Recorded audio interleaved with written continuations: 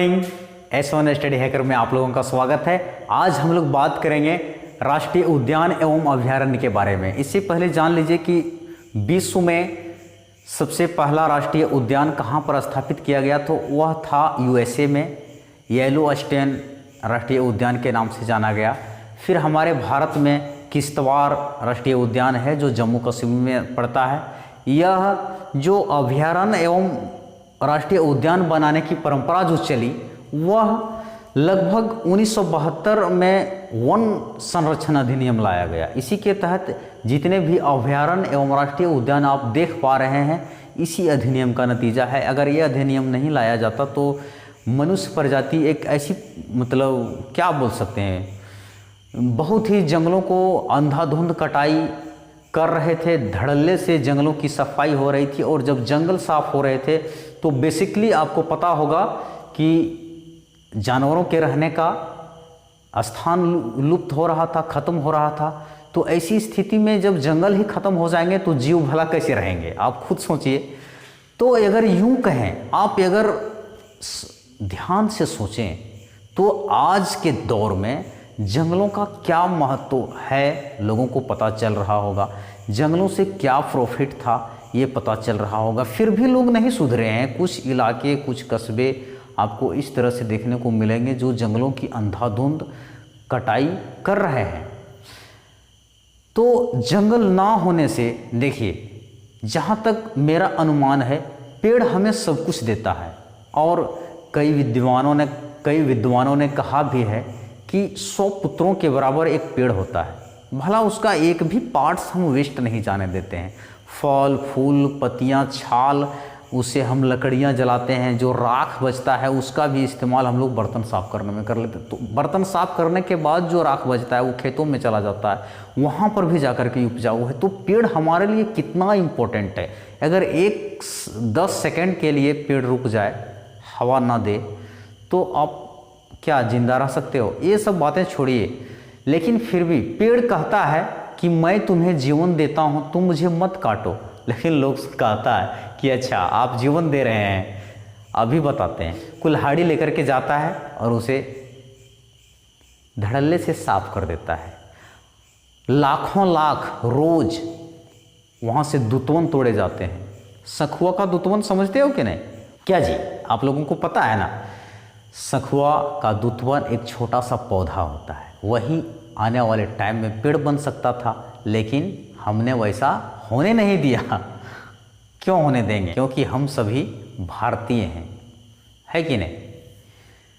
We are Indians. बहुत गर्व होता होगा आप लोगों को। नहीं, चलिए, डजेंट मैटर। हम लोग जो पढ़ने आए हैं उस पर बात करते हैं। देखिए, यहाँ पर भारत के प्रमुख उद्यान एवं अभयारण्य के बारे में हम लोग बात करेंगे। एकदम फटाफट से देख लेते हैं। ट्रिकेबल है और चीज़ों को कोरिलेट करके भी। कोरिलेट करने का क्या अर्थ होता है? कोरिलेट मतलब अपने जीवन से हंसी मजाक में जो आप बातचीत करते हैं या आपके जीवन में आसपास जो भी घटनाएं, दुर्घटनाएं घटित होती उसके साथ ही ऐड कर दीजिए। दैट मीन्स कोरिलेट, है ना? अपने जीवन से आप जोड़ने का प्रयास करिए सभी चीज़ें। देखिए, पेंच राष्ट्रीय उद्यान ये MP में है, मध्य प्रदेश में। यहाँ पर हम लिख देते हैं मध्य प्रदेश, ये मध्य प्रदेश में है ना? पेंच राष्ट्रीय उद्यान 1975 में लाया गया। सिवनी जिले में स्थापित, सिवनी और छिंदवाड़ा जिले के आसपास स्थापित किया गया है। और ये प्रसिद्ध है टाइगर रिजर्व के लिए, है ना? टाइगर रिजर्व कहने का मतलब है बाघों को संरक्षित किया जाना, है ना? इसीलिए यह उद्यान बाघों के संरक्षण के लिए प्रसिद्ध है। बात करेंगे नेक्स्ट में बोरी अभयारण्य 1977 में होशंगाबाद जिले में लाया गया। यह शेर, तेंदुए, चीता वगैरह वगैरह कई ऐसे जानवर हैं जिसका संरक्षण हेतु इस अभयारण्य को स्थापित किया गया। बात करेंगे नेक्स्ट में 3 नंबर पर माधव राष्ट्रीय उद्यान 1958 में शिवपुरी जिले में स्थापित किया गया।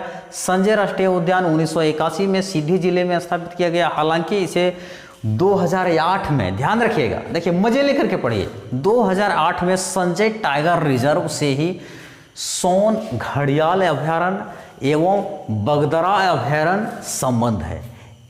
1 नवंबर 2000 छत्तीसगढ़ जब अलग हो गया, है कि नहीं।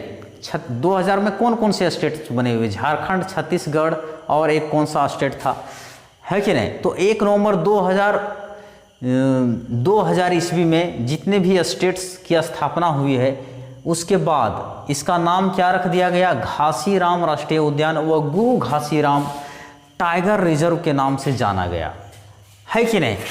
5 नंबर में हम देखेंगे पंचमढ़ी अभ्यारण्य 1999 में स्थापित किया गया। 2009 में इसे बायोस्फीयर नाम दिया गया और ये होशंगाबाद जिले में स्थापित हुआ। उच्चतम बिंदु यहाँ पर धूपगढ़ है। देखिए, जो एग्जाम पॉइंट ऑफ व्यू से, परीक्षा के दृष्टिकोण से हमें अच्छा लगा, उसको मैंने शामिल कर लिया। तो आपको चीज़ें देखिए बहुत ही मज़ा आने वाला है। कान्हा किसली राष्ट्रीय उद्यान, यह 1955 में मांडला जिले में स्थापित किया गया और यह अभ्यारण्य, यह राष्ट्रीय उद्यान टाइगर प्रोजेक्ट को लेकर के था, यानी कि बाघों को संरक्षण देना इसका मुख्य काम था। कान्हा किसली राष्ट्रीय उद्यान, उसके बाद गांधी सागर अभ्यारण्य, बांधवगढ़ राष्ट्रीय उद्यान, इन सभी अभ्यारण्य आप देख रहे हैं 7, 1, 8 यहाँ भी है ना। तो ये 7, 8 अभ्यारण्य एवं उद्यान को आपने देखा जो MP में पड़ता है, मध्य प्रदेश में। हमने इसके लिए एक ट्रिक बनाया है, पेंच से बोरी बांध के माधव और संजय गांधी पंचमढ़ी कान्हा के पास गया। इसको 4-5 बार बोलोगे ना, झट से याद हो जाएगा। पेंच से बोरी बांध के माधव और संजय गांधी पंचमढ़ी कान्हा के पास गया। क्या एक सेंटेंस ही तो याद रखना है। अब इसका हम आप लोगों को थोड़ा सा बता देते हैं डिटेल। देखिए, पेंच यानी पेंच राष्ट्रीय उद्यान, बोरी देखिए से हमने ट्रिक सूटेबल होने के खातिर इसको ऐड कर दिया है, हालांकि है कुछ नहीं। अब के पास गया, इसका कुछ मतलब नहीं है, लेकिन हमने ऐड कर दिया है। बोरी अभ्यारण्य 1970 में होशंगाबाद, तेंदुआ, शेर, चीता वगैरह वगैरह जानवरों के लिए संरक्षण के लिए स्थापित किया गया। माधव राष्ट्रीय उद्यान 1958 में देखिए यहाँ। उसके बाद यहाँ पर बांधव था, हमने लिखना थोड़ा सा मिस्टेक हो गया हमसे, यहाँ बांधवगढ़ हमने लास्ट में लिख दिया है। उसके बाद माधव है, माधव राष्ट्रीय उद्यान 1958 में शिवपुरी में स्थापित किया गया। उसके बाद आप संजय देख रहे हैं, संजय राष्ट्रीय उद्यान 1981 में सीधी जिले में स्थापित किया गया और ये संजय टाइगर रिजर्व के नाम से जाना जाता है। बात करेंगे गांधी, ये भी छूट गया था, तो गांधी सागर अभ्यारण्य भी MP में ही पड़ता है, इसे भी आप मेंशन कर लीजिएगा। पंचमढ़ी देखिए अभ्यारण्य 1999 में, हालांकि इसे 2009 में इसे बायोस्फीयर नाम दिया गया। उसके बाद आप देख रहे हैं कान्हा किसली, कान्हा मतलब कृष्ण, किसली किसको पता है ना, अरे पता होगा, राधा कैसे न जले गाना सुने कि नहीं। तो देखिए कान्हा किसली, कान्हा ने कहाँ किस लिया, किनको पता है ना सब कुछ, MP में जाकर के राष्ट्रीय उद्यान में। चीज़ों को कोरिलेट करने के लिए हम बोल दे रहे हैं ताकि आपको बढ़िया से याद रख सके। मांडला जिले में स्थापित है, जो टाइगर प्रोजेक्ट के लिए प्रसिद्ध है। टाइगर प्रोजेक्ट आप समझ रहे हो, बाघों को संरक्षण देना। गांधी सागर अभ्यारण्य, बांधवगढ़ अभ्यारण्य। तो आई होप आप इन चीज़ों को भली भांति समझे होंगे। बात करेंगे ये अगले राज्य में राष्ट्रीय उद्यान एवं अभ्यारण्य के बारे में। कर्नाटक में स्थित जितने भी अभ्यारण्य एवं उद्यान हैं, उन सभी उद्यानों एवं अभ्यारण्यों के विषय में बताया गया है कि वह कब स्थापना हुआ और कौन से अभ्यारण्य एवं उद्यान किस चीज़ के लिए प्रसिद्ध है। रंगनथिट्टू अभ्यारण्य आप जो फेमस है, इसे आप थोड़ा सा मार्क कर लीजिएगा ताकि आपको चीज़ें बहुत आसानी से याद रह सके। याद रखने योग्य, देखिए अभ्यारण्य एवं उद्यान में याद रखने योग्य बातें क्या होती है, इसमें याद रहने योग्य बातें होती है कि उसका एस्टेब्लिश कब हुआ, वो मतलब स्थापना कब किया गया, उसके बाद वह किन चीज़ों के लिए फेमस है, उसके बाद उसका एरिया पूछेगा कि वह देश के किस भाग में स्थित है। ज़्यादा डीप करेगा तो उसका जिला पूछ देगा, है ना, यही पूछेगा, इससे ज़्यादा नहीं। रंगनथिट्टू ये पक्षी अभ्यारण्य के लिए प्रसिद्ध है, ये पक्षियों के लिए, इसका संरक्षण जो है सो पक्षियों को लेकर के है। यह 1940 में मैसूर जिले में स्थापित किया गया। बहुत ज़्यादा डीप करेगा तो जिला पूछ देगा, ओके। उसके बाद भद्रा वन्यजीव अभ्यारण्य 1951 में चिकमगलूर जिले में स्थापित किया गया। और यहाँ पर एक मुख्य बात है, यहाँ हिब्बे शिखर जो वहाँ का सबसे उच्चतम बिंदु है, ऊंचा पर्वत शिखर हिब्बे शिखर, है ना, जो एग्जाम पॉइंट ऑफ व्यू से हमें अच्छा लगा, इम्पोर्टेंट मैंने समझा, उस चीज़ को मैंने यहाँ पर नोट कर दिया है। बात करेंगे नेक्स्ट की बन्नरघट्टा राष्ट्रीय उद्यान 1974 में। आप कर्नाटक में जितने भी राष्ट्रीय उद्यान एवं अभयारण्य बनाए गए हैं वह लगभग 1974 के ईस्वी में ज़्यादा बनाए गए हैं, आप देख सकते हैं, है ना। 1 2 3 4 5 लगभग और भी छोटे छोटे कई होंगे जिसको हमने यहाँ पर मेंशन नहीं किया है, जो ज़्यादा इम्पोर्टेंट था उसी को हमने यहाँ पर लिया है। बन्नरघट्टा राष्ट्रीय उद्यान 1974 में स्थापित किया गया बेंगलुरु शहर में। उसके बाद बेंगलुरु के आसपास है, मतलब बेंगलुरु शहर में ही नहीं, थोड़ा इधर उधर 20 30 40 किलोमीटर का फर्क हो सकता है। सारावती घाटी अभयारण्य, यहाँ पर घाटी नाम से ही आपको पता चल जाना चाहिए कि सारावती नदी पर बनाया गया है। 1974 में लाया गया था, शिमोगा जिले में स्थित है। नेक्स्ट में मुकम्बिका वन्यजीव अभयारण्य 1974 में कोलेरू जिले में स्थापित किया गया। यहाँ पर मुख्य बात शुष्क पर्णपाती वनों का बहुतायत मात्रा में पाया जाना इसकी मुख्य विशेषता है। नेक्स्ट में बात करेंगे सोमेश्वर अभयारण्य 1974 में लाया गया और ये शिमोगा जिले में स्थापित है।